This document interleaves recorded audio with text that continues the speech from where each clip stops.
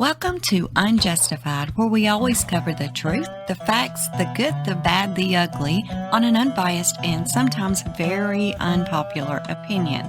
If you're not already a subscriber, go ahead and subscribe now and hit the notification bell, and that way you will receive all of our upcoming videos. Thank you so much for being here, and we do hope you enjoy today's video. A Pennsylvania 911 operator faces a rare charge of involuntary manslaughter for failing to send an ambulance to the home of a woman who died of internal bleeding the next day.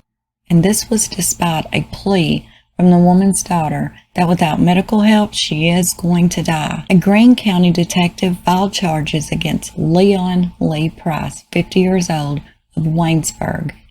This is in the July 2020 death of Diana Cronk, 54 years old, and this is based on Price's reluctance to dispatch help without getting more assurance that Cronk was actually going to go to the hospital. Diana's 38-year-old daughter, Kelly, said she believes that her mother would be alive today if they would have just sent an ambulance. Price was also charged with reckless endangerment, official oppression, and obstruction. He continued to question the woman's daughter repeatedly during the 4-minute call about whether her mom would agree to even be taken to the hospital for treatment. Price was arraigned on June the 29th, and he was released on bail. The attorney who represents the daughter in a federal lawsuit that was filed last month has said, quote, "It has to be very clear throughout the entire state that when you call, it's not going to be conditioned on somebody on the other end of the phone saying there's going to be a service provided or not.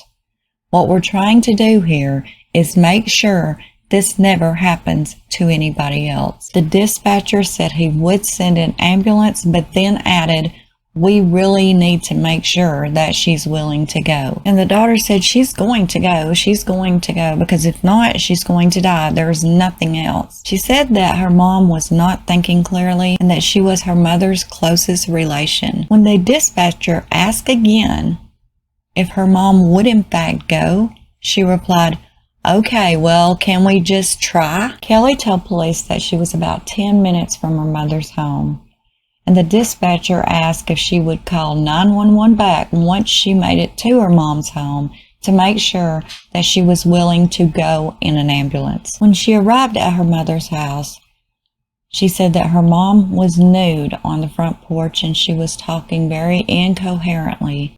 She went inside and grabbed a robe to put on her mother. She said that her mom kept saying that she was okay and she was fine.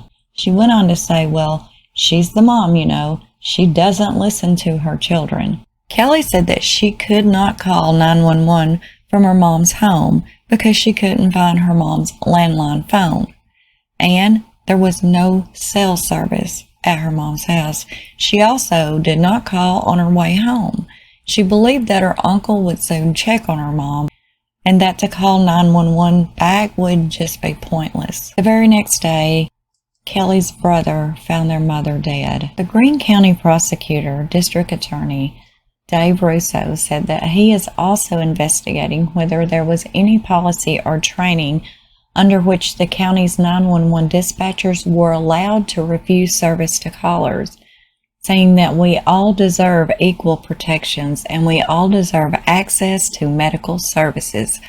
And I have a major concern as to the safety of the community and in regards to this. Diana's daughter, and on behalf of her mother's estate, has sued Price and Greene County in Pittsburgh federal court last month, along with 2 911 supervisors. The lawsuit accuses the 911 dispatcher of callous refusal of public emergency medical services. A lawyer for the county and 911 supervisors in this federal case said that her clients plan to defend the lawsuit and they do not believe that they are liable. She said there are personal matters that are going on, but she declined to elaborate, saying, in quote, "It's unfortunate that this woman has died. Certainly, from a personal standpoint, that's very difficult. I'm not going to comment on the details of her circumstances." End quote. Diana's daughter did tell the 911 dispatcher that her mother had been drinking heavily for several weeks before she died, and that she had noticed that she was losing weight and was turning yellow. She said that the autopsy did conclude that her mom died of internal bleeding. Kelly says she thinks about her mother every day and how she loved to cook and to help people and to spoil her 5 grandchildren. How she would always just pile a mountain of presents under the Christmas tree every Christmas. She had the biggest heart. And if someone didn't have a place to live, she was going to take them in and give them a bed. That was my mom. I'm so happy that we're getting justice for my mother. This is all I wanted, was for him to be held accountable. I mean, it pisses me off, honestly, because she should still be alive today. And I'm thankful for the DA stepping up and pressing charges against him. Because Ms. Kronk was denied services, there was a policy in place where they need to respond to these services. We believe his actions were reckless. Price initially said he would send an ambulance, but then began repeatedly telling Tichenal that they needed her mother's consent to transport, even though Tichenal told him she wasn't able to speak. Price even suggested Tichenal hang up and call back later. No ambulance was ever dispatched, and Diana Kronk died the next day.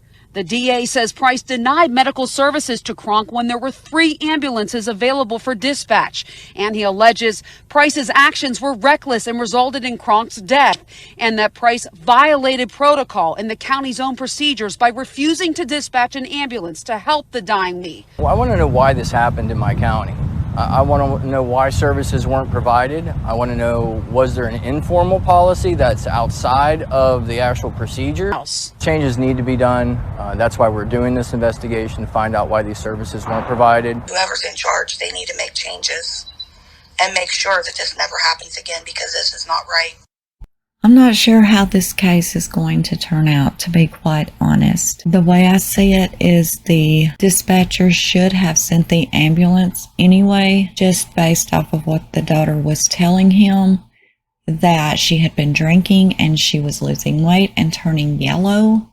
That's obvious signs of liver failure. So all of those things considering, and her daughter even saying she's going to die, and he just kind of refused to send one until he knew that she was going to go. Now, I understand that part too. You cannot make an adult get medical care unless they want it, unless she was, unconscious, and then her daughter, or if she had a living will power of attorney, and that's a whole other story.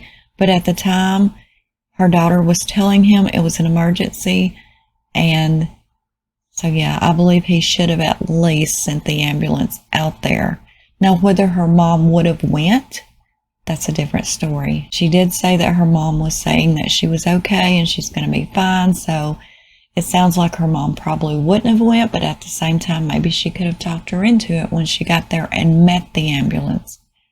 It's hard to say. So it'll be interesting to find out how this case turns out. But I do see the dispatcher being in the wrong for not sending this woman an ambulance with her daughter begging them to. And I do see how it can be involuntary manslaughter. So we'll just have to see what turns out with this. Let me know what you think in the comments below. It could possibly turn out with this case and how you feel about it. Thank you all so much for listening. And until next time, this is Unjustified. Thank you so much for watching, and do not forget to subscribe, like, share, and leave us a comment below on your thoughts of this video. And until next time, this is Unjustified.